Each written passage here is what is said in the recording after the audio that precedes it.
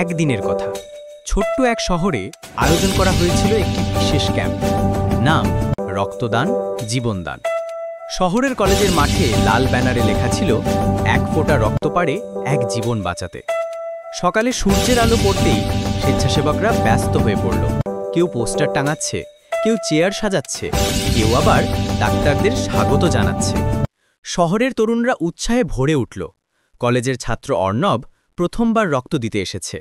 সে একটু ভয় পেয়েছিল, কিন্তু পাশে দাঁড়ানো ডাক্তার হাসি মুখে বললেন, ভয় পেও না, তুমি আজ একজনের জীবন বাঁচাতে চলেছ। কথাটা শুনে অর্ণবের বুক গর্বে ভরে গেল।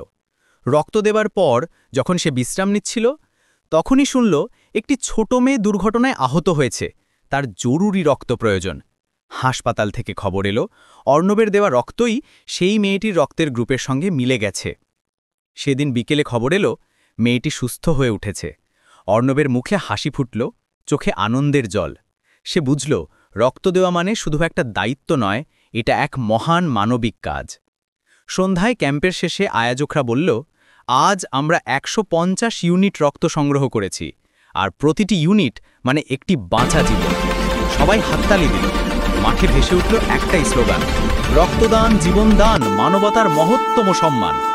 এইভাবে একটি ছোট্ট উদ্যোগ ছড়িয়ে দিল বড় বার্তা, মানুষের পাশে থাকাই জীবনের সবচেয়ে বড় আনন্দ।